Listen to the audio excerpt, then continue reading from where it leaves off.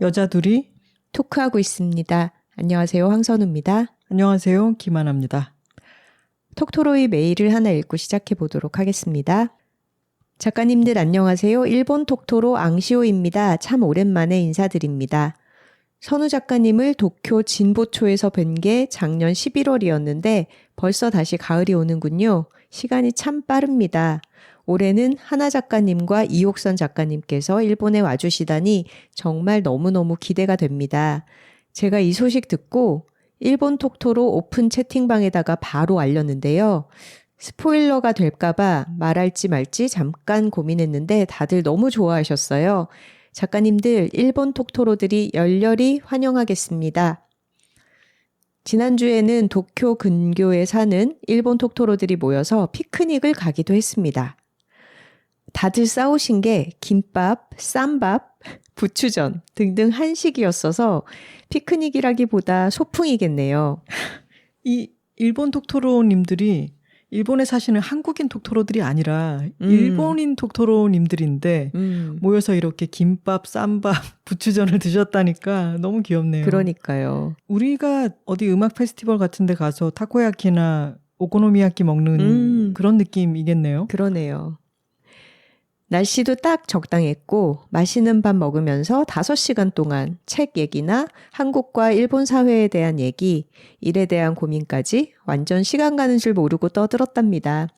저도 직장인 1년 차로서 인생 선배들에게 조언도 듣고 참 힘을 많이 얻은 하루였어요. 그리고 선우 작가님 오케스트라 입단 축하드립니다. 제가 중고등학생 때 했던 부활동이 윈드 오케스트라였어요. 저도 본가에 낡은 홀은 하나 있는데 들어가고 싶네요. 저는 악보 읽을 줄도 모르고 들어갔었는데요. 합주를 잘 하려면 나뿐만 아니라 다른 파트의 다른 악기들의 소리를 잘 들어야 한다는 게 어렵고 흥미로운 부분이었어요. 예를 들어 플룻이라면 음역대가 많이 다른 튜바 같은 악기의 소리를 듣는 것도 오케스트라의 합을 맞추기에 참 중요하다고 선생님이 늘 말씀하셨던 게 기억납니다. 저도 오랜만에 음악 공연 한번 찾아가야겠어요. 지금은 직장 생활에 적응하느라 자유시간을 잘 쓰고 있지는 못하지만 작가님들의 취미생활 얘기 듣고 그래도 뭐 하나 계속 해보자고. 저도 가끔씩 혼자 춤 연습하러 나갑니다. 작가님들 일본에서 뵙겠습니다. 이상입니다. 앙시오 드림. 앙시오 톡토로님 오랜만에 메일 주셔서 너무 반갑고요. 네, 한국에서 교환학생으로 공부를 하시고 다시 일본으로 돌아가서 지금은 직장인이 되어 계시죠. 저희 북토크에 와주신 적도 있잖아요. 몇 번 뵀었는데 한국말을 워낙 잘하셔서 말씀을 안 하시면 한국 분인 줄 알죠. 네. 일본에 계신 톡토로 분들이 한국어에도 관심이 많으시고 한국어 공부를 하면서 한국 문화에도 관심이 깊으신 분들이 많이 계셔서 이렇게 일본 톡토로 모임을 했을 때 한식을 다들 싸워서 만나는 모임이 이루어졌다는 게 재밌네요. 김밥, 쌈밥, 부추전을 싸우셨다니. 앙시오 님도 한식을 싸갔기 때문에 피크닉이라기보다는 소풍이다라고 말씀을 해주셨는데 여둘톡에서 이전에 피크닉과 소풍을 구분하는 방법 알려드렸죠. 샌드위치를 싸가면 피크닉, 김밥을 싸가면 소풍이다. 이렇게요. 가을 소풍 이야기를 해주셔서 저희가 오늘은 소풍 얘기를 해볼까 합니다. 좋은 걸 좋다고 말하기 여둘톡 161화는 완벽한 소풍의 조건입니다. 톡갈 한번 갈까요?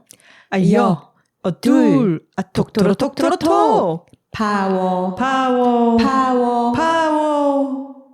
선우 씨가 이번 161화 제목을 정했잖아요. 네. 우리가 그렇게 완벽한 소풍을 가나? 그런 질문을 던져보고 싶었습니다. 톡토로들에게 자기 주도 학습적으로 이 제목을 들으면 각자 생각하는 그러면 완벽한 소풍이라는 게 뭐지? 작가님들은 완벽한 소풍을 하나? 라고 듣기 전에 한번 떠올려 봤을 거잖아요.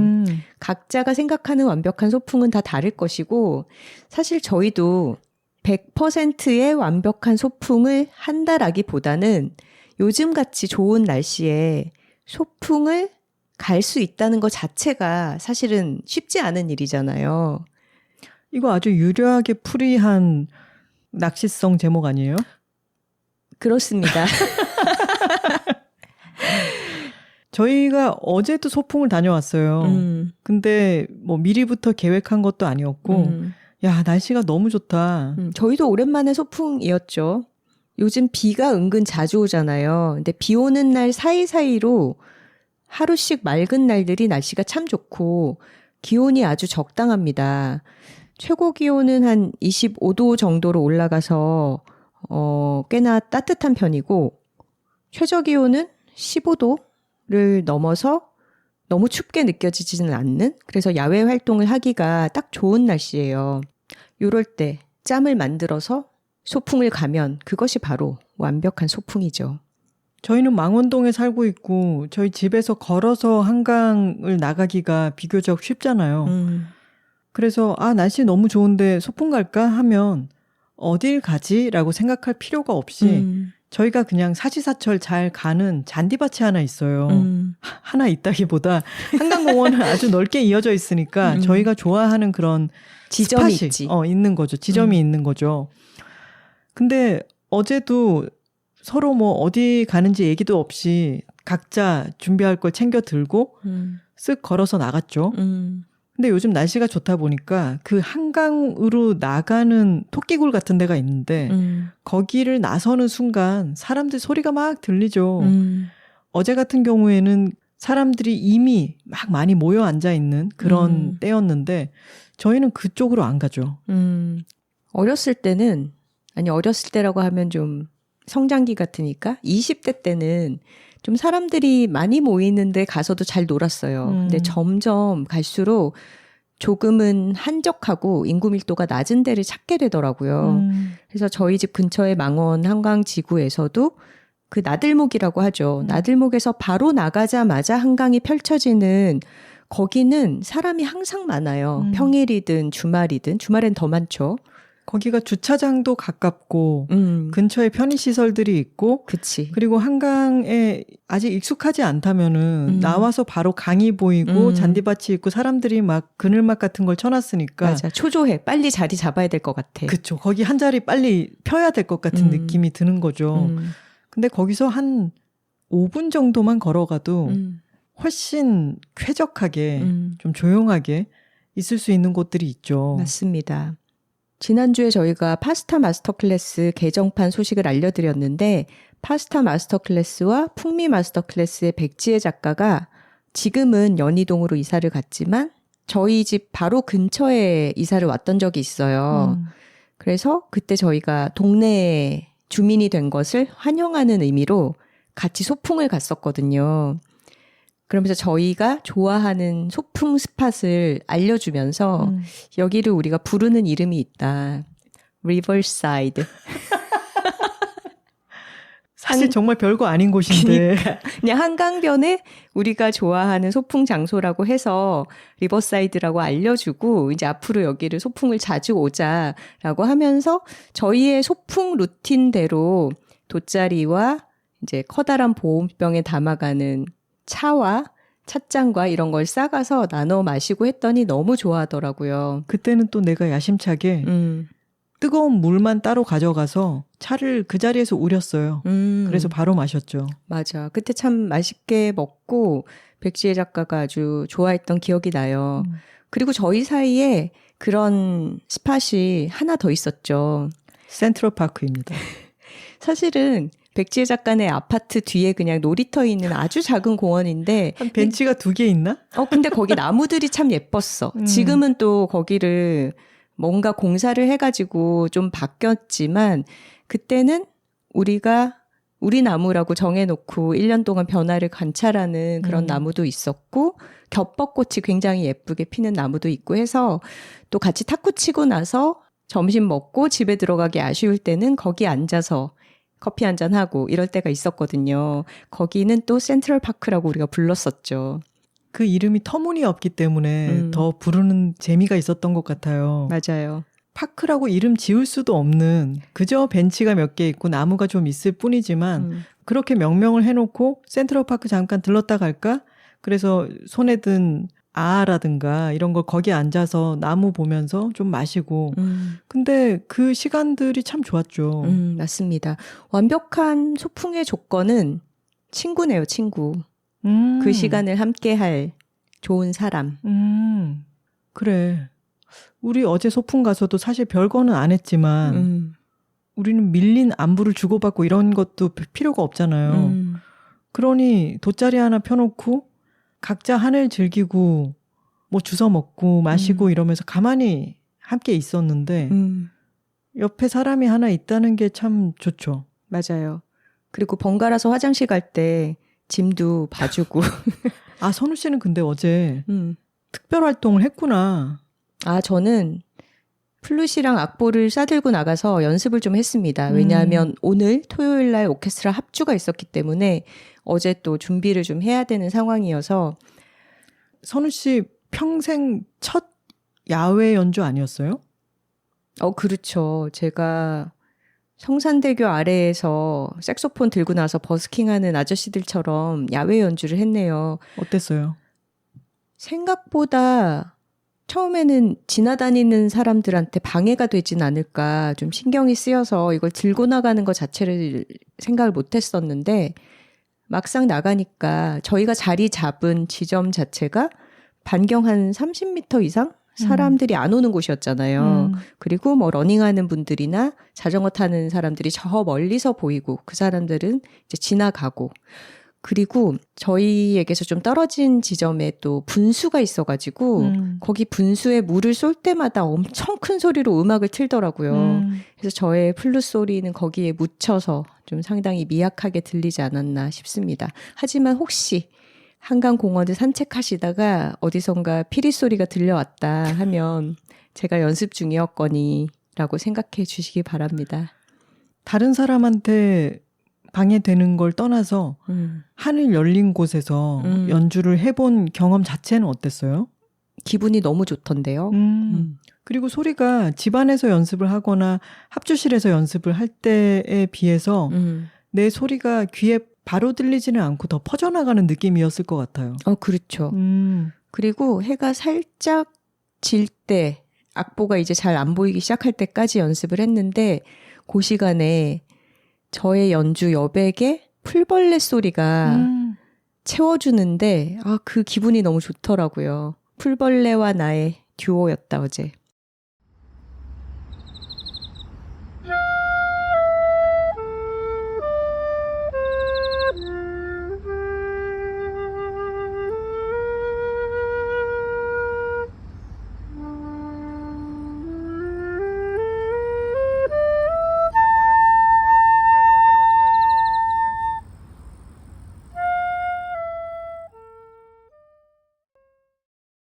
저희의 어제 소풍 느낌을 톡토로들도 좀 경험해 보시라고 소리를 삽입을 좀 해봤습니다. 네.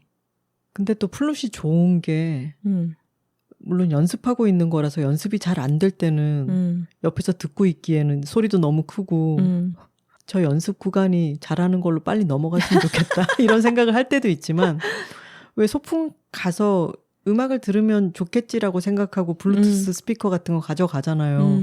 근데 우리가 바로 근처에서 들을 때는 괜찮아도 그게 약간 떨어진 곳에서는 소리가 아주 거슬리게 되잖아요.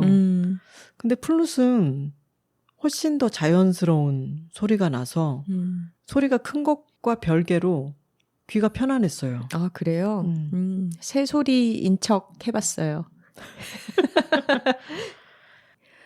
소풍을 새삼스럽게 사전에서 한자를 찾아봤더니 소요하다, 거닐다 할 때 소자에 바람 풍자더라고요. 뜻이 너무 좋지 않아요? 바람 속을 거니는 게 소풍인 거야. 나는 왜 소자가 작을 소자 이런 걸 거라고 생각하고 있었지? 가볍게 바람 쐬는 뭐 이런 식으로 생각하고 있었는데 거니는 거였군요. 그러면 우리는 사실 소풍하면 더 중요하게 생각하는 행위는 우리가 가을은 직립보행의 계절이다라고 가을 한담할 때 얘기를 했었는데 직립보행이 더 중시되는 것은 산책이라고 생각하고 그렇죠. 우리 머릿속에 선우 씨와 나의 머릿속에 있는 소풍은 돗자리 깔고 좀 눕는 거잖아요. 소풍은 어디로 향해 가는 것보다는 거기 도착해서 좀 머무르는 시간의 여유가 더 강한 개념인 것 같아요. 그래서 직립보행에 수평 자세가 좀 결합되는 그런 행위가 아닐까. 그러네. 자, 그러려면 뭐가 중요할까요? 돗자리? 그렇죠. 우리가 깔고 누울 수 있는 돗자리가 너무 중요해요. 한강공원 망원지구 입구에는 요즘 이 돗자리라든가 캠핑용품, 뭐 간단한 그늘막 이런 것들을 빌려주는 대여점이 굉장히 많이 생겼습니다. 그리고 그걸 끌고 가기 위한 카트 같은 것도 아주 본격적이더라고요. 맞아요. 갑자기 즉흥적으로 소풍을 가게 될 때는 그런 대여점에서 도구를 빌리는 것도 방법이겠지만 저희는 차에도 잘 돗자리를 실어두고 그리고 마음이 내키면 언제든 가볍게 집어 나갈 수 있는 그런 돗자리를 상비해두고 굉장히 오래 사용을 하고 있어요. 그래서 주변에 선물도 굉장히 많이 했죠. 저희가 톡토로들한테 이거 꼭 추천하려고 지금 찾아봤더니 이제 더 이상 판매를 안 하네요. 제가 작년에도 이거를 진 선배한테 생일 선물로 사드렸거든요. 그래서 당연히 시즌별로 색깔이 바뀌면서 계속 나오고 있겠거니 생각을 했는데 오늘 홈페이지에 들어가니까 찾을 수가 없더라고요. 키티버니 포니의 피크닉 매트입니다. 이게 안 나오는 거는 좀 서운한데. 근데 사이트에서 지금 내려가 있지만 뭔가 리뉴얼을 해서 다시 나오지 않을까요? 그런 기대를 좀 해보고요. 저희는 망원동에 이사 와서 그 피크닉 매트를 사서 지금 10년 가까이 그걸 잘 쓰고 있죠. 기능이 많은 건 아니지만 방수가 되고 그리고 착착착 접으면은 그 파우치 같은 게 있어가지고 그 커버에다가 넣으면은 배낭에 그냥 쓱 다시 집어넣을 수가 있고 그리고 우리는 뭐 음악 페스티벌 같은데 갈 때 좀 비가 오는 날 이 잔디밭에 이슬이 좀 맺혀 있을 때 이럴 때도 그 매트를 잘 썼었기 때문에 오염이 좀 심해졌다 뭐 진흙 같은 게 묻었다 이럴 때는 간단히 물에다가 이렇게 헹구듯이 살살 빨아가지고 널어두면 빨리 마르고 그렇게 해서 쾌적하게 지금 오랫동안 써온 돗자리입니다. 돗자리도 한번 찾아보시면은 너무 옵션이 많죠. 근데 저희가 추천하고 싶은 것은 이렇게 담을 수 있는 주머니가 있는 게 편리하고 그리고 쿠션이 막 너무 두껍게 있는 것보다는 간단히 세척해서 말려서 쓸 수 있고 또 비교적 가벼운 것이 좋다. 이렇게 추천을 드리고 싶어요. 맞아요. 캠핑용품들은 아주 다양하고 거기에 기능이 많이 들어가 있잖아요. 근데 야외에서 밤을 하루 보내야 되면 신체가 요구하는 기능들이 많아지겠지만 소풍은 가볍게 떠날 수 있는 게 최고입니다. 그 아까 얘기했던 한강공원 입구 쪽에 사람들 많은데 가보면은 대여하는 데서 그늘막을 워낙 대여를 해서 그런 거겠지만 그늘막을 치고 계신 분들이 참 많아요. 맞아요. 근데 저희는 나무 그늘을 찾아가서 나무 밑에다가 돗자리를 펴고 해가 각도가 달라져서 그림자가 옮겨가면은 돗자리를 그쪽으로 따라서 옮겨가면서 나무 자체를 일종의 파라솔로 쓰는 걸 더 선호하기 때문에 너무 뙤약볕에 있는 게 아니라면 그늘막을 치면 하늘을 보는 즐거움을 좀 누리기가 어렵지 않나? 라는 맞아요. 생각도 해요. 소풍이 바람 속을 거니는 거라고 뜻풀이를 해봤잖아요. 그 바람이라는 게 바람뿐 아니라 햇살, 노을, 새소리, 벌레소리, 공기 이런 것들을 다 포함한 개념이겠죠. 어제 소풍 가서 봤던 광경은 쿠션이 있는 돗자리를 넘어서서 거의 매트리스 같은 걸 갖고 나와서 펼친 분이 있던데. 근데 매트리스가 공기를 주입하는 방식이겠지 그게? 깜짝 놀랐어요. 너무 두툼해서. 일반 가정에 있는 것보다 더 두꺼웠어. 저럴 바에야 잔디밭에 굳이 나올 필요가 있나 이런 생각이 들 정도로. 그러니까 수평 자세를 너무 적극적으로 추구하시는 분인데 참 생경했어요. 그 풍경이. 저희가 추구하는 것은 그 돗자리의 쿠션도 그냥 잔디밭에 그 깔기 전에 뾰족한 나뭇가지라든가 돌 같은 거 조금 치우고 그리고 풀이 약간의 매트 역할을 해주고 조금 백이더라도 우리가 여기서 8시간씩 잘 게 아니니까 좀 너무 모든 것을 갖추지 않으려고 하는 것. 예전에는 저희도 이렇게 간이 테이블 같은 것도 들고 다니곤 했었는데 점점 소풍을 자주 부담 없이 오가려면은 물건이 적은 게 제일 좋은 것 맞아요. 같아요. 둘 다 배낭을 메고 그 배낭 속에 모든 게 쏙 들어가는 거. 그렇지. 점점 더 미니멀리즘을 추구하게 되는 거야.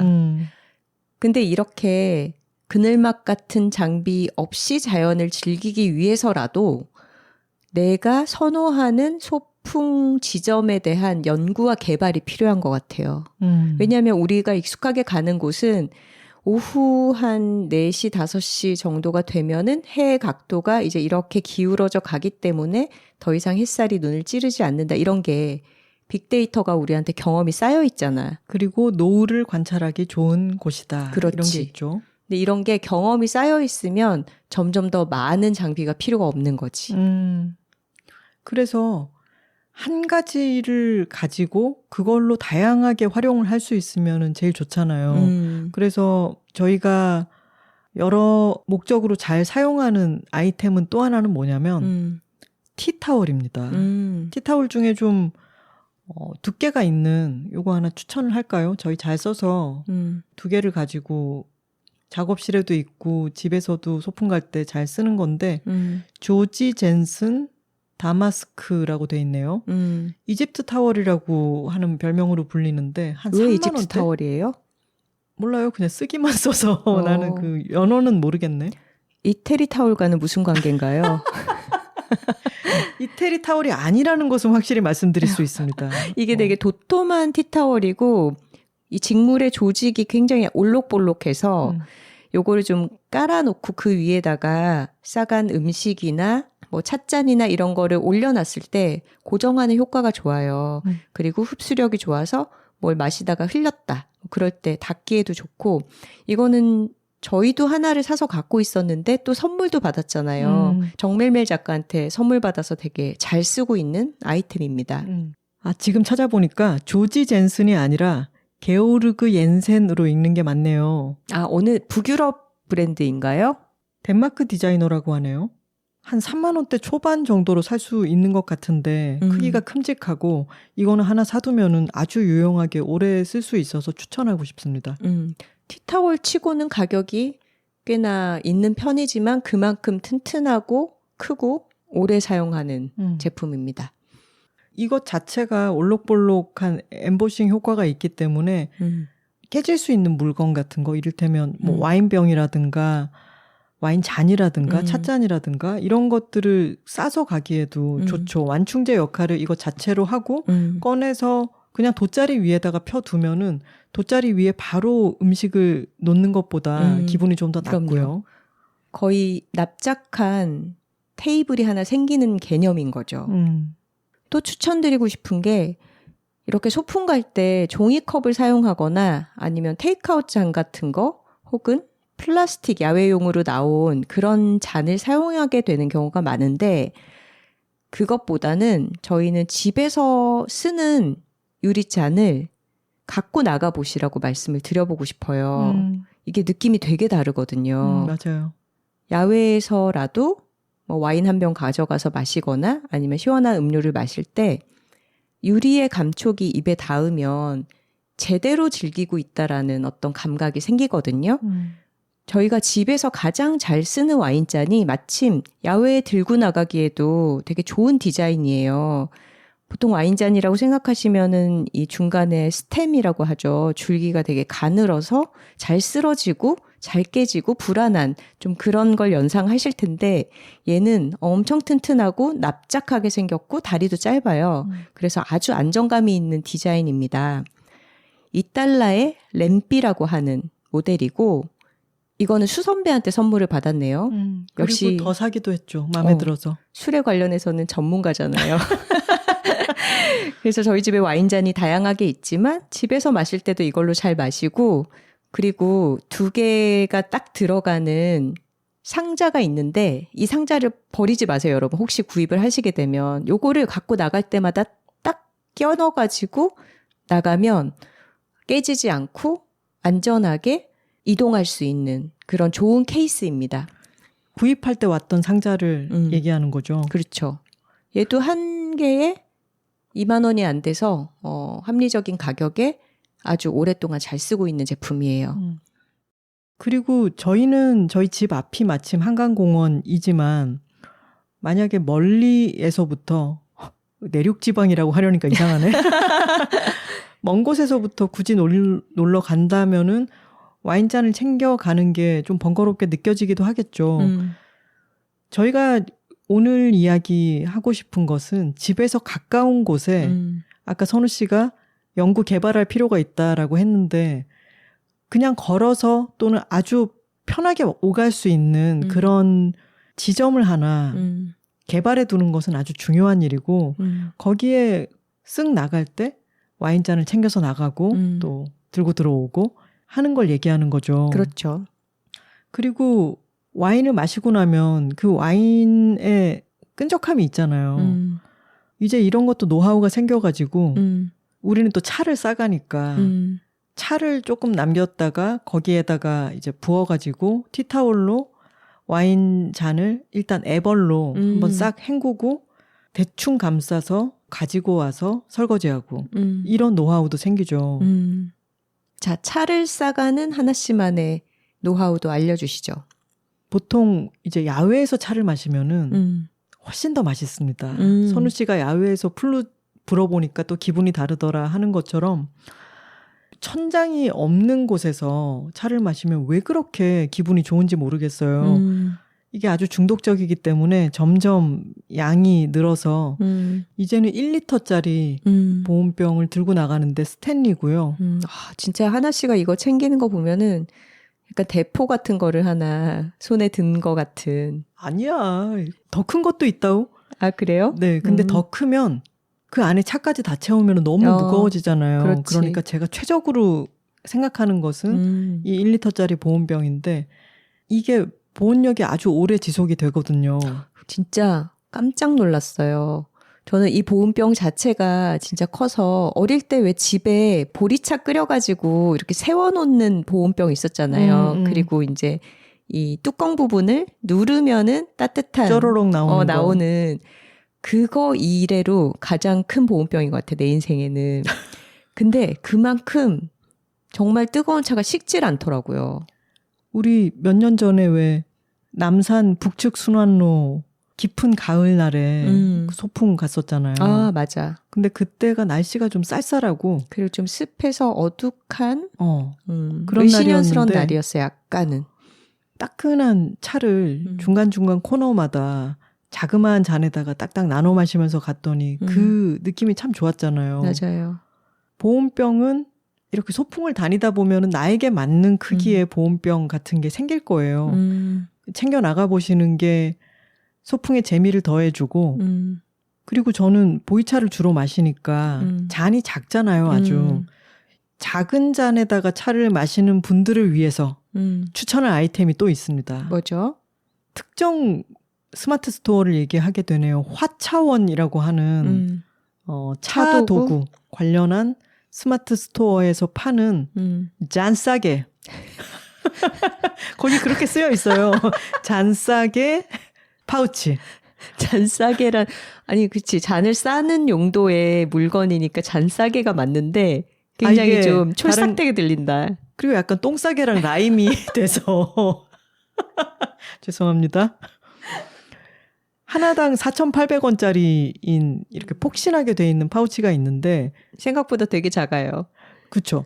여기에는 자사오라든가 개완 같은 거 넣을 수도 있고 조그만 잔 같은 거를 겹쳐가지고 몇 개 넣을 수가 있는데 이 작은 중국차 도구들을 쓰는 분들한테는 아주 유용해요. 위에 있는 끈을 잡아당기면은 아주 쉽게 이게 딱 고정이 되거든요.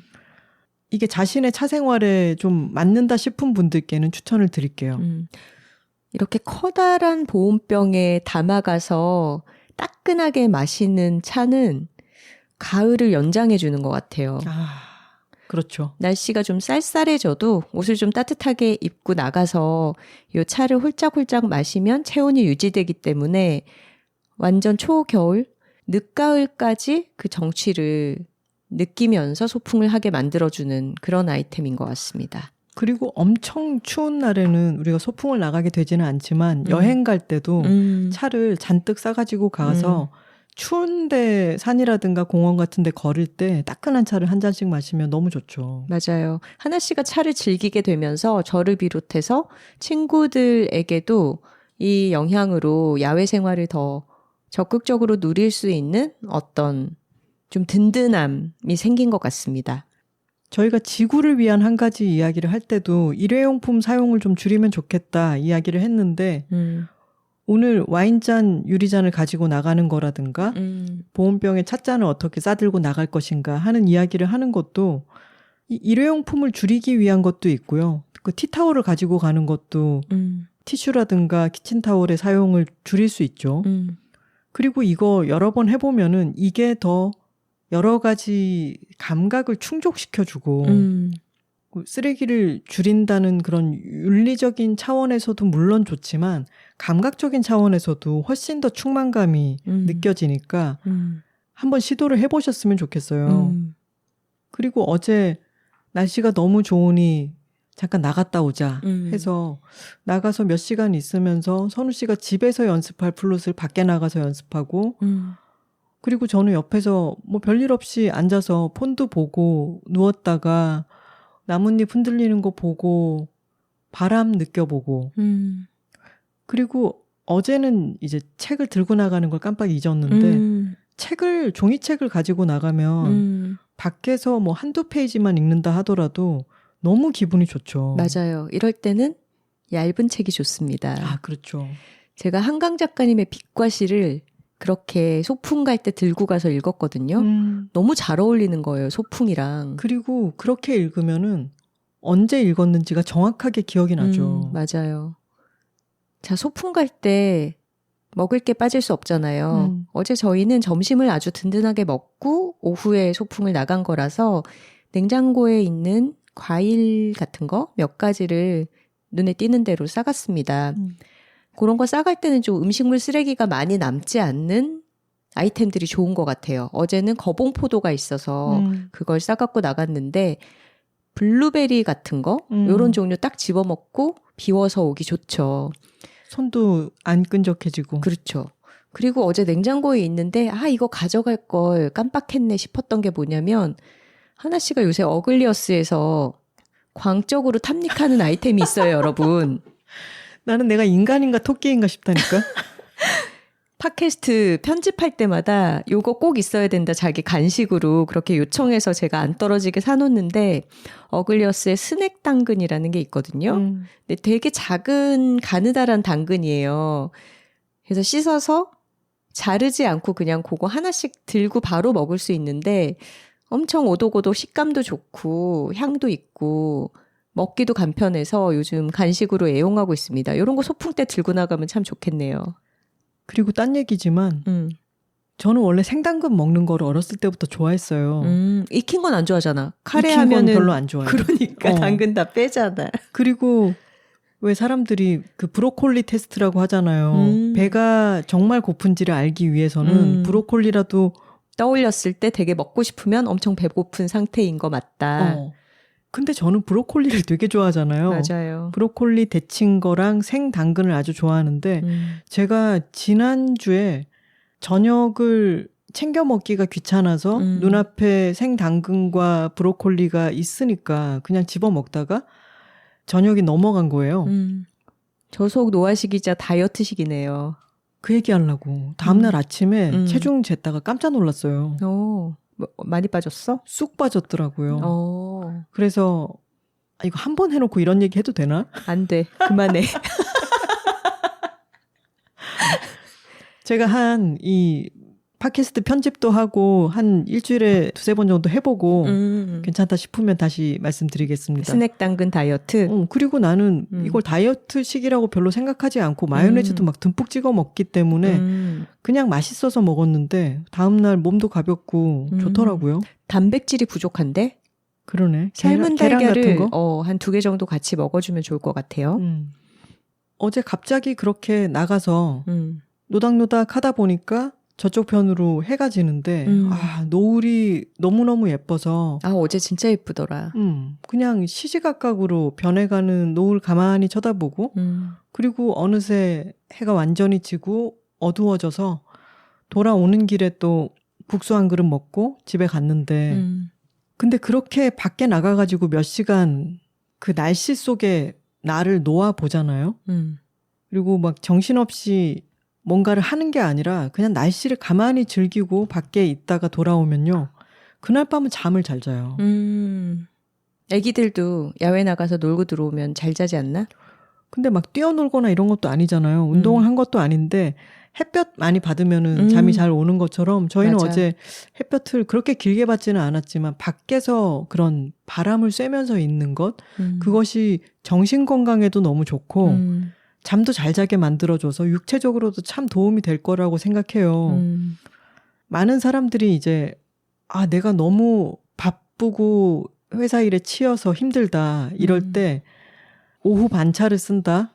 그러면은 어딘가를 가려고 많이 생각을 하잖아요. 뭐 어떤 공연을 볼 수도 있고 당연히 그런 것도 좋지만 내가 많이 지쳐 있을 때 집 근처에 있는 곳으로 그냥 소풍을 가서 좀 가만히 날씨를 나에게 내 피부 밑에 저장을 해보는 것 그것도 참 좋은 행위지 않나 싶습니다. 맞아요. 어디 멀리 여행을 떠나야만 우리가 충전되는 게 아니거든요. 어제는 아주 충만한 쉼표를 찍은 느낌이어서 좋았어요. 어제 아름다운 노을을 보고 나서 순식간에 사위가 어두워지고 달이 떠 있는데 초승달이더라고요. 초승달과 금음달 구분하는 법 여러분 다 알고 계시죠? 지구과학 시간에 배웠던 기역자 방향이면 초승달이고 니은자 방향이면 금음달인 거 아니야? 저는 어떻게 기억하냐면 여행 갔다가 만났던 친구가 가르쳐줬는데 왼손을 이렇게 들어서 이렇게 팔을 뻗어가지고 달에 탁 꽂는다. 엄지손가락을 딱 꼈을 때 달이 이렇게 그릇처럼 되는 그렇게 됐을 때가 상현달이라고 하더라고요. 점점 이제 차오르는 그치. 초승달이 이제 상현을 향해 가는 거니까. 그리고 반대는 하현이 되겠죠. 그러면 맞아요. 이제 금음달이 되는 거고. 지금 선우 씨가 기억 니은이라고 한 것과 이게 같은 얘기인가요? 얘기예요. 어제에 우리가 봤던 달이 점점 차올라서 한가위 보름달이 되는 거겠네요. 그러니까 며칠 안 남은 거지. 추석 연휴도 길고 해외로 여행을 가거나 가족을 방문하거나 이런 계획이 없으신 분들은 혹은 그런 걸 다녀오고 나서도 시간 여유가 되신다면 하루 정도는 여유롭게 소풍을 즐겨보시는 것도 연휴를 만끽하는 방법이 될 것 같습니다. 톡토로들 소풍 갈 때는 바지 입고 가세요. 맞아. 이게 한강공원으로 막 들떠서 가는 젊은이들을 우리가 많이 보게 되잖아요. 근데 분명히 소풍 가려고 막 이것저것을 싸들고 가는데 너무 짧은 치마 입고 있는 20대 젊은 여성들 보면은 조금 안타까워. 들어 눕지를 못할 거 아니야. 신경 쓰일 거잖아. 신경 쓰이죠. 그리고 신고 벗기 편한 신발 필수입니다. 맞아. 잠깐 화장실을 간다거나 계속 돗자리 밖에 신발을 신었다 벗었다를 하게 되잖아요. 신고 벗기 편한 신발이 필요하고 그리고 일교차를 대비해서 이런 계절이 변해가는 때에는 얇은 겉옷. 맞아요. 바람막이라든가 무겁지 않은 셔츠라든가 이런 거 하나 가져가면 좋고 이런 게 또 쓸모 있는 게 낮에 더울 때는 그냥 가방에 배낭에 둘둘 넣어가지고 그거 자체를 베개처럼 베면 됩니다. 그리고 쌀쌀해지면 꺼내 입고. 그리고 어제 저희가 미처 생각하지 못한 게 있었죠. 벌레 퇴치제. 아, 맞아. 요즘 낮에 기온이 많이 올라가서 그런지 은근 모기도 많고 또 야외다 보니까 뭐 개미 같은 애들은 항상 있는 거죠. 그래서 벌레에 많이 물렸습니다. 어제 저희는. 벌레 퇴치제 같은 거 가져가서 좀 몸에 살짝 바를 수 있는 거? 그렇게 하면 좋을 것 같아.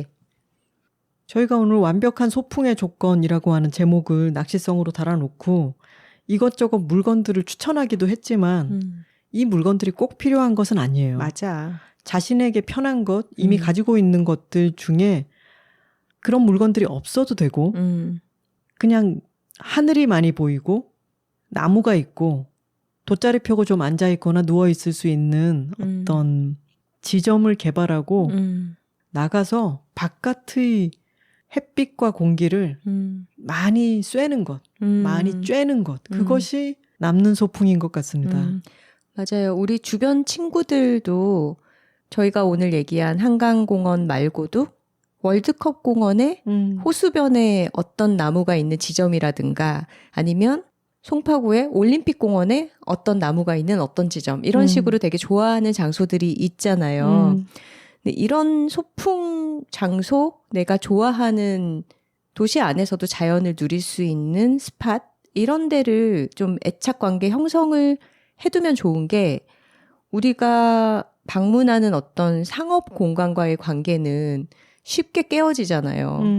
우리가 애착을 가지면서 좋아하는 식당이나 카페나 바나 이런 데들이 너무 빨리 없어지고 변화하는 게 요즘 현대인들의 삶이잖아요.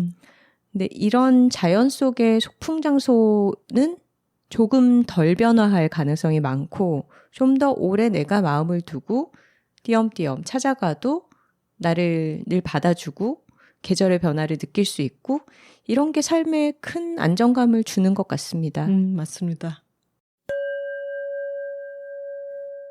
댓글 소개 시간입니다.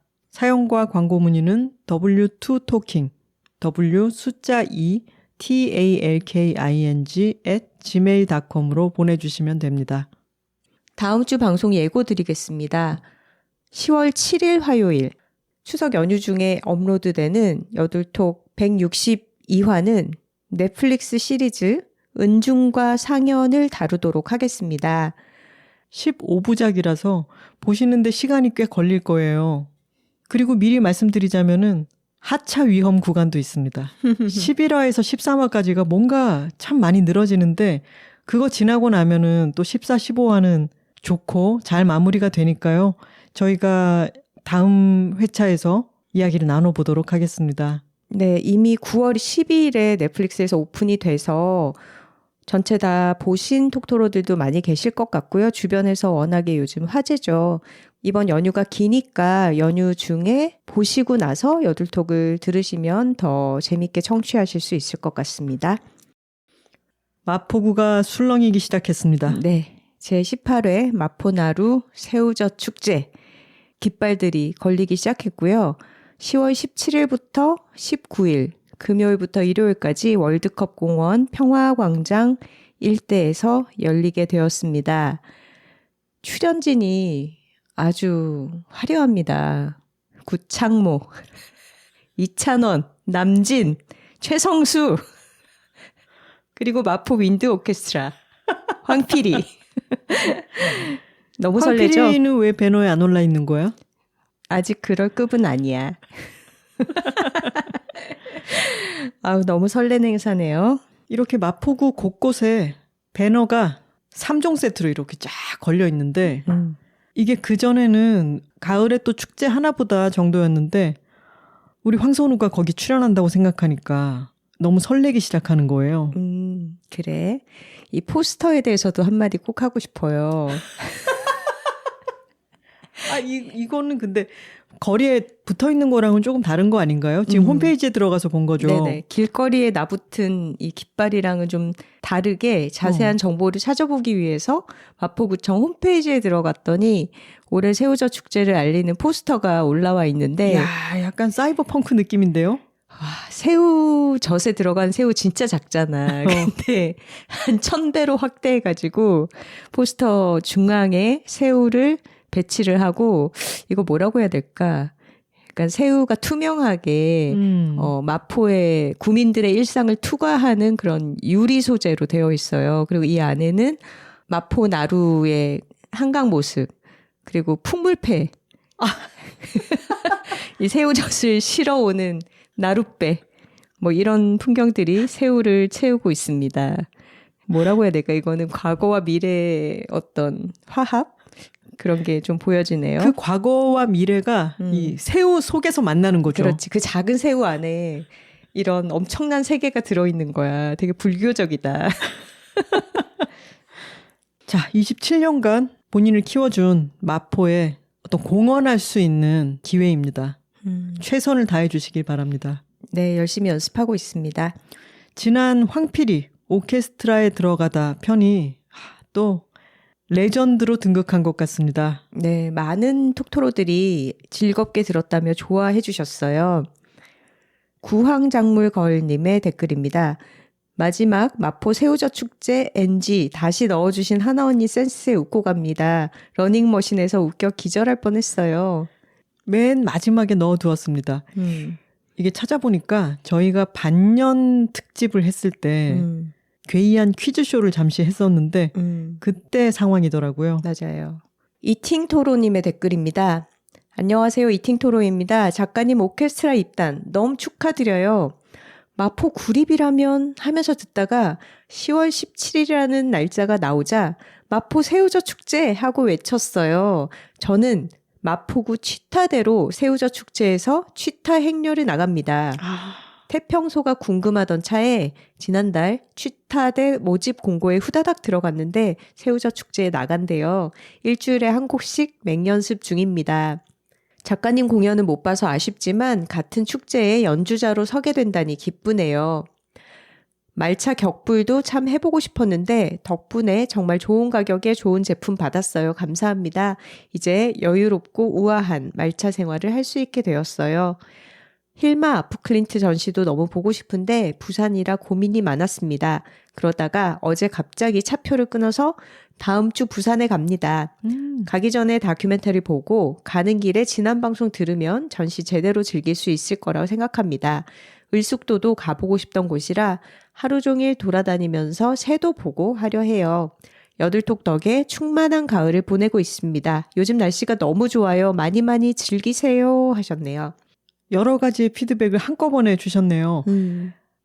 그 힐마 아프클린트 편에 살짝 수정해야 될 부분이 있어요. 네. 인스타그램에 어느 분이 댓글을 달아주셨는데 읽어볼게요. 안녕하세요 작가님. 힐마 아프클린트 적절한 소환 전에 도슨트로 활동하고 있는 봉토로입니다. 여들톡에서 전시에 오셨다는 소식을 듣고 몹시 반가웠습니다. 10점의 대형 그림 연작은 힐마가 40여일 만에 그린 것입니다. 놀랍지요? 제가 머무는 공간에 톡토로들이 찾아오실 거라 생각하니 앞으로 전시장에 가는 일이 더욱 신날 것 같습니다. 하셨는데요. 저희가 그 10점의 대형 그림에 대해서 설명할 때 한 점당 2주 정도의 제작 기간이 들었다라고 했는데 실제로는 훨씬 더 짧았습니다. 저희도 이런저런 자료를 보다 보니까 한 3, 4일에 하나씩 그렸다는 걸 봤던 것 같은데 이런 생각이 들면서도 정보가 약간 오류가 있었는데 40여일 만에 10점을 그렸다면 3, 4일 만에 한 점씩 그렸다는 게 맞고 정말 놀라운 속도죠. 이게 너무 빠른 속도고 그 작품의 사이즈를 눈으로 봤기 때문에 더 믿어지지 않아서 이 정보를 확인하기가 쉽지 않았던 것 같아요. 진짜 3, 4일에 한 점이라고 생각하면 엄청난 작업 속도죠. 반짝이는 날 님께서 으아 이번 화 진짜 너무너무 재밌어요. 유유유. 첫 화부터 지금까지 모든 화를 매주 따라가며 듣고 있는 톡토로인데요. 저한테는 역대급으로 쫄깃 흥미진진 재밌었어요. 앞으로 선우 언니가 어떻게 오케스트라 활동을 해나가는지 무척 궁금합니다. 꼭 후속 이야기 들려주세요. 꼭이요. 우리 선우 언니 뽑아주신 마포구 심사위원분들 감사합니다. 제대로 알아보셨습니다. 라고 인사드리고 싶네요. 하셨어요. 아까 취타대로 축제 참여하시는 이킹토로님이 일주일에 한 곡씩 맹연습 중이라고 하셨는데 저희 윈드 오케스트라도 마찬가지로 일주일에 한 곡씩 연습하고 있거든요. 굉장히 재밌으면서도 또 상당히 많은 연습량을 요구하는 일정이라서 요즘 바쁘고 빠듯하게 그렇게 지내고 있습니다. 근데 정말 이 지역 주민들이 많이 참여하는 축제라는 게 이제 점점 더 실감이 나는 것 같습니다. 선우 씨도 참여를 하고 톡토로 분들 중에 또 취타대가 있고 톡토로는 어디에나 있고 힐마 아프클린트 전시에 도슨트로도 있고 마포 새우젓 축제에 취타대 대원으로도 있습니다. 마포 새우젓 축제는 마포 구민들만 참여할 수 있는 것은 아닌 거 아시죠? 다른 지역에 사는 톡토로들도 많이 구경 오시고 질 좋은 새우젓도 사가시기 바랍니다. 저희도 사실 이 행사가 열린다는 걸 홍보하는 것만 봤지 행사 당일에 참여해 본 적은 없잖아요. 근데 또 다른 톡토로 분께서 국밥이 맛있다고 제보를 해주셔서 맞아요. 한번 국밥에다 새우젓 넣어가지고 꼭 먹어봐야 될 것 같습니다. 국밥도 팔고 그러는 줄은 정말 몰랐어요. 주민인데도. 그러게요. 그인 조르바님의 댓글입니다. 그리스인 조르바에서 글씨가 너무 많아서 중간을 생략하신 건가 싶기도 하네요. 트럼펫으로 인생 반려악기를 처음 시작했던 63년생 언니가 오케스트라 입단 첫 공연 후 립싱크 상을 받았던 기억이 나네요. 전곡을 다 소화하기엔 실력 부족이라 적당히 눈치껏 부르다 말다. 그러나 절대 말다를 누구도 눈치 못 채게 한 립싱크 상.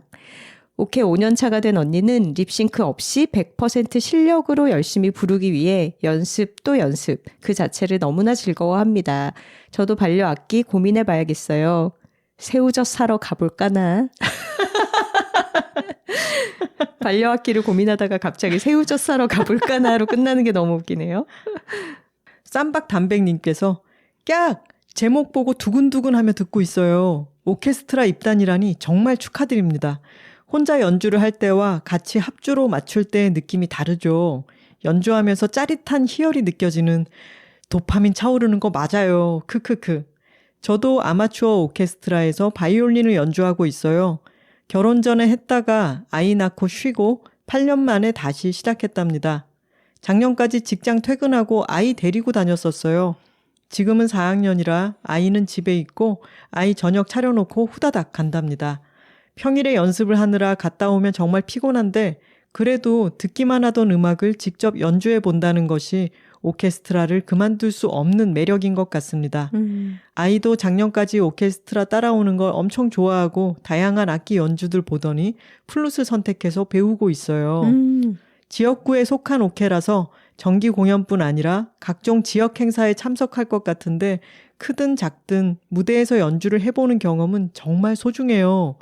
연습하다 보면 욕심도 나고 잘 안 되면 스트레스도 받지만 저번에 아무튼 리코더 편에서 말씀하신 것처럼 너무 잘하려고만 하면 오래 못하게 되고 금방 좌절하는 것 같아요.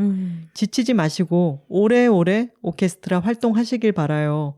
저는 10월 12일에 성남아트센터에서 공연한답니다.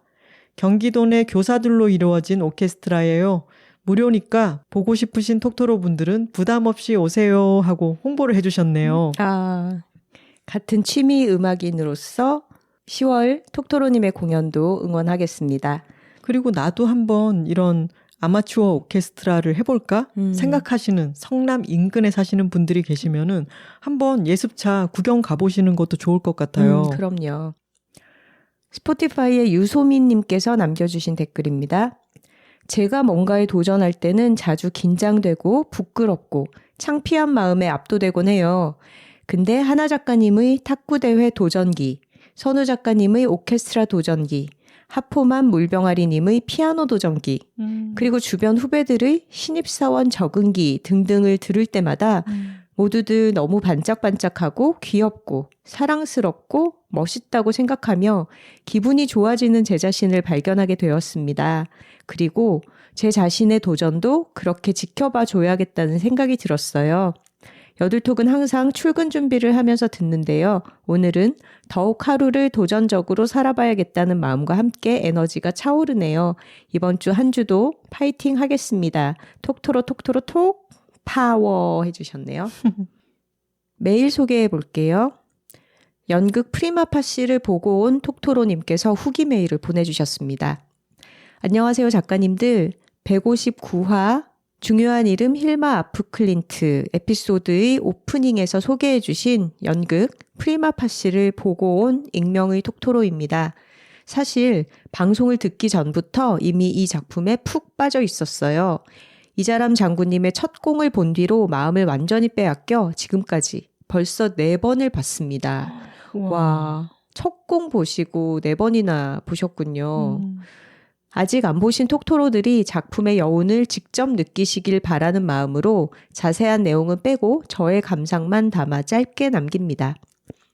무엇보다 자람 장군님의 연기에 깊은 충격을 받았습니다. 1막에서 보여준 특유의 말맛과 대사 리듬을 자유자재로 바꾸는 능력이 정말 대단해서 역시 최고의 이야기꾼이다 라는 감탄이 절로 나왔습니다. 하지만 2막으로 넘어가면서 주인공의 상황이 급변하고 혼란스러운 내면이 소용돌이 칠 때 그 복잡한 감정을 오롯이 끌어안고 표현해내시는 모습을 보니 가슴이 아프면서도 눈을 뗄 수 없었습니다. 1인극이라는 형식이 참 잘 어울리는 이야기라는 생각이 들었습니다. 다른 인물이 등장하는 순간 자칫 재현의 폭력으로 흐를 수 있는 성범죄 사건을 가장 섬세한 방식으로 관객에게 전하는 선택이었다고 느껴졌어요. 단순히 잘 쓰인 대본과 뛰어난 연기를 넘어 시대와 사회를 증명하는 목소리로 오래 제 마음속에 남아있을 것 같은 연극이었습니다. 여성으로서, 관객으로서 이 무대와 같은 시간을 공유할 수 있다는 사실이 저에게는 큰 위로이자 힘이 되었습니다. 자람 장군님뿐 아니라 김신록 배우님, 차지연 배우님의 강렬한 무대와 이 작품이 주는 깊은 울림을 톡토로들과 꼭 나누고 싶어 이렇게 감상 남깁니다. 좋은 작품 소개해 주셔서 감사해요, 여둘톡. 추신, 2시간 동안 혼자 대사를 해도 목이 멀쩡하다니 역시 판소리로 단련된 장군님의 황금 성대는 연극에서도 빛나는군요. 라고 마무리 지어주셨습니다. 이렇게 감상 남겨주셔서 감사합니다. 네. 프리마파시는 11월 2일까지 충무아트센터에서 이어집니다. 연휴 기간에 좋은 공연 하나 보고 싶다 생각하시는 분들은 관람하셔도 좋겠습니다. 작가님들 덕분에 냉장고 청소를 마쳤습니다. 160화 후기라는 메일이 왔습니다. 선우하나 작가님 안녕하세요. 저는 다른 분들보다 조금 늦게 매주 금요일에 여둘톡을 듣지만 이날이 일주일 중 가장 큰 힐링이자 충전 시간인 금톡토로입니다. 대개는 아이들을 학교와 어린이집에 보내고 거실 창문을 활짝 열고 집안일을 하며 여둘톡을 듣곤 하는데요. 이번 주는 유독 피곤하고 힘든 주라 소파에 몸을 반쯤 누이고 여둘톡을 듣고 있었습니다. 그런데 제목부터 황필이 오케스트라라뇨? 이미 입꼬리를 올리며 이것은 제목만 봐도 너무 웃긴데? 하며 여전히 몸을 누인 채로 팟캐스트를 들었습니다. 전 주로 여둘톡을 들으면서 혼잣말로 맞아, 그렇지 정도의 추임새를 넣는 편인데요. 그런데 차를 타고 가시다 오케스트라 단원 모집 현수막을 보신 이야기부터 너무 진지하게 하셔서 빵 터지고 제가 소파에서 벌떡 일어난 건 바로 선우 작가님이 오디션을 보러 가신 이야기를 할 때부터였습니다. 정말 선우 작가님도 저렇게 열심히 사시는데 내가 뭐라고 어서 몸뚱이를 일으켜라! 라는 뇌의 지시로 저는 오래 미뤄두었던 냉장고 문을 열고 안에 있는 모든 것을 꺼내며 160화를 들었습니다. 와, 저는 오디션을 열심히 하지만 냉장고 청소는 열심히 안 해요. 안 그래도 동기부여 최강 레벨 팟캐스트인데 지금도 몸이 2-3개는 되셔야 할 것 같은 선우 작가님의 새로운 도전을 들으며 그 정도 강도는 아니지만 집안일 상위 레벨인 냉장고 정도는 뒤집어줘야 될 것 같다는 생각이 들었습니다. 몇 번 큰 소리로 웃다가 오케스트라 서기가 되셨다는 부분에서는 정말 크게 웃었습니다. 역시 사람은 무엇을 하든 제대로 마음을 다해서 해야지 하면서요. 이번 화가 유독 재밌고 뭔가 마음속에 시원한 바람이 분 것 같은 기분이 든 건 요즘에 제 상황 때문인 것 같아요. 전 도서관을 참 좋아하는 42세 두 아이의 엄마입니다. 둘째 아이가 4살쯤 됐을 때 처음으로 도서관에서 일해보고 싶다는 생각을 했습니다. 간간히 봉사활동도 하고 도서관을 거의 매일 다니면서 문헌정보학을 다시 공부해볼까 살짝 고민도 해봤지만 큰 돈과 시간, 에너지를 써야 하는 게 부담스러웠고 막상 사서가 돼도 높지 않은 월급에 그래, 애들이나 열심히 키우자며 어린 아이들을 핑계로 제가 하고 싶은 걸 뒤로 미뤘습니다. 그런데 올해 1월 인생은 기세다와 나대라 이 2편을 다시 한번 들으면서 3년이 지나도 하고 싶은 마음이 아직이라면 한번 해볼까? 라는 생각이 강하게 들었고 혹시 모르니 원서라도 넣어볼까? 라는 마음으로 원서를 넣었습니다. 그리고 합격해 3월부터 일주일에 3번 학교에 다니고 있답니다. 와. 한 학기에 6과목을 듣다 보니 과제와 중간 기말 시험에 정신이 없었지만 1학기를 무사히 마쳤고 9월 2학기 개강 후 딱 한 달을 다녔네요. 이번 주는 과제로 잠을 별로 못 잔 한 주였습니다. 10년을 일하고 10년은 아이들을 돌보다가 다시 학생으로 돌아간 건 정말로 행복한 일이었습니다. 다만 체력이 많이 아쉬워서 어른들이 공부만 하던 때가 제일 좋은 때다 라고 하시던 말을 절절히 실감하고 있고요. 정말로 아이들 챙기면서 놓치는 것도 많고 살림도 거의 내려놓고 학교에 다니고 있는데요. 어떤 때는 엄마로도 학생으로도 어느 하나 제대로 하는 게 없는 것 같다는 생각을 하다가도 매일매일 아이들을 무사히 등교시키고 전쟁 같은 지하철 출근길을 뚫고 학교에 가는 것만으로도 대단하다며 스스로를 독려하기도 합니다. 출결이 너무 중요해서 3번 결석하면 시험도 칠 수 없기 때문에 아이들이 크게 아프지 않는 것도 감사하고요. 그리고 20대부터 50대까지 비슷한 목표를 가진 사람들과 함께 모여 공부하고 이곳에서 얻는 에너지도 정말 좋아요. 목요일까지 이렇게 빡빡하게 수업을 듣고 제가 금요일이 되면 유독 더 행복해지는 이유가 바로 이거였답니다. 여들톡을 들으면서 더 괜찮은 사람으로 계속 성장하고 싶은 마음이 강해집니다. 그리고 인생에 은미체가 있으면 삶이 얼마나 풍부해지는지도 알아가고 있습니다. 매주 좋은 인사이트를 얻기도 하고 나중에 도서관에서 이런 프로그램을 하면 좋겠다 하고 아이디어도 얻습니다. 마지막으로 마포 새우젓 축제. 이 축제 말입니다. 저희 남편은 마포구에 있는 특수학교 교사인데요. 매년 이 행사에 지원을 나가요. 저도 처음에 들었을 때는 장난하지 마라, 혼자 놀러 나가는 거 아니냐고 놀렸는데 마포에서는 엄청 큰 행사로 유명하더라고요. 애들하고 집에서 심심하면 한번 와보라던 남편의 말은 아예 신경도 안 쓰다가 이번 회차를 듣고 올해는 무조건 아이들을 데리고 가야지 하고 달력에 표시를 해두었습니다. 처음 메일을 쓰다 보니 할 이야기가 이렇게나 많아지는군요. 앞으로는 그때그때 용기 내서 소감을 남겨볼게요. 좋은 계절 모두 만끽하시면서 행복한 가을 보내시길 바랍니다. 추신 덕분에 냉장고도 깨끗해졌습니다. 아유, 긴 메일 감사합니다. 하지만 금톡토로님 지금 충분히 바쁘시니까요. 금요일에는 소파에 계속 누워서 웃으면서 여들톡을 들으셔도 됩니다. 저희도 요새 워낙 바빠가지고 냉장고는 그냥 모르쇠하고 살고 있거든요. 네. 새우젓 축제에 아이들 데리고 놀러 오신다니까 저희 윈드 오케스트라 공연도 봐주시고 앵콜 부탁드려요. 앵콜곡은 준비하고 있어요? 저희 오케스트라 앵콜곡은 아닌데 태평소 선생님의 앵콜곡이 비밀리에 준비되고 있거든요. 근데 또 앵콜 안 외쳐주시면 서운하니까 협연이 끝나고 나서 앵콜 외쳐주시기 바랍니다. 알겠습니다. 그 곡이 마지막 곡이니까 사실 저희의 앵콜곡이기도 하죠. 내가 제일 크게 외칠게. 꼭 부탁해. 네. 하나 씨가 울주 선바위 도서관에 강연을 갔을 때 톡토로님께서 KTX역까지 태워주셨다는 얘기를 했는데 바로 그 톡토로님, 차에 태워주신 운전자 톡토로님께서 메일을 보내주셨네요.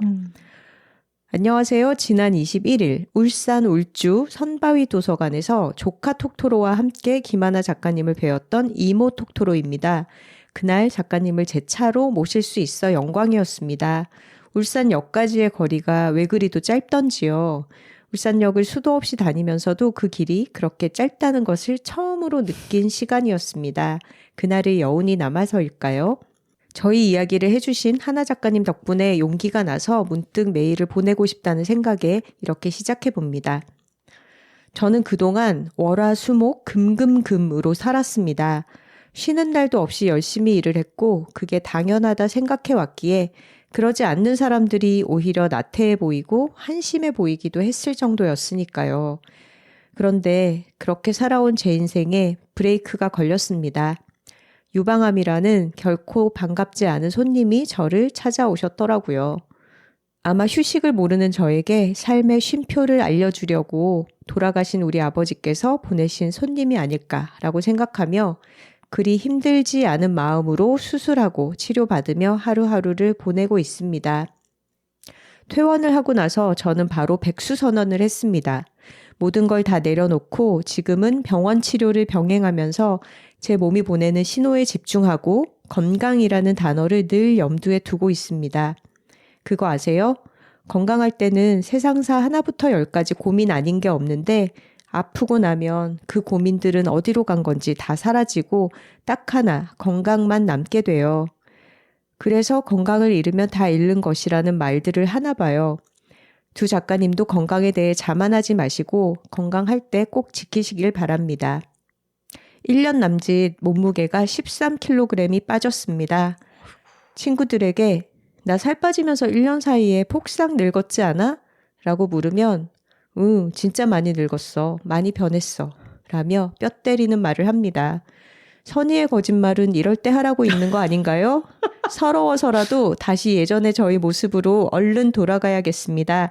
제가 빨리 건강해져서 예뻐지는 날이 오라고 선우하나 작가님 응원해 주실 거죠?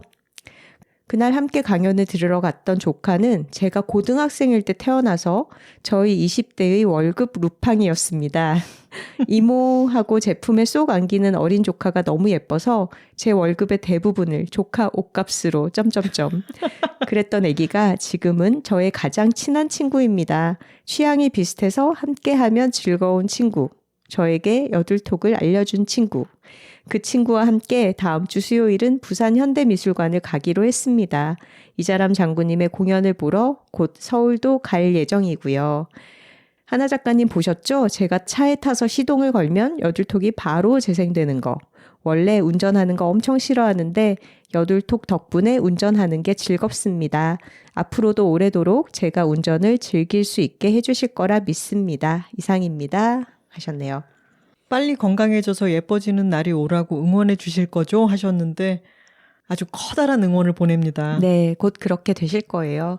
그리고 제 주변에도 아이 없이 본인의 조카를 예뻐하며 지내는 이모 고모들이 참 많이 있는데 이 이모토로님 사연을 들으면 엄청 설렐 것 같아요. 내 조카도 이제 자라서 나랑 대화도 하고 같이 팟캐스트도 듣고 전시나 공연도 같이 보러 가는 그런 친구가 될 수 있다라고 생각하면 다들 미래를 상상하며 기뻐할 것 같네요.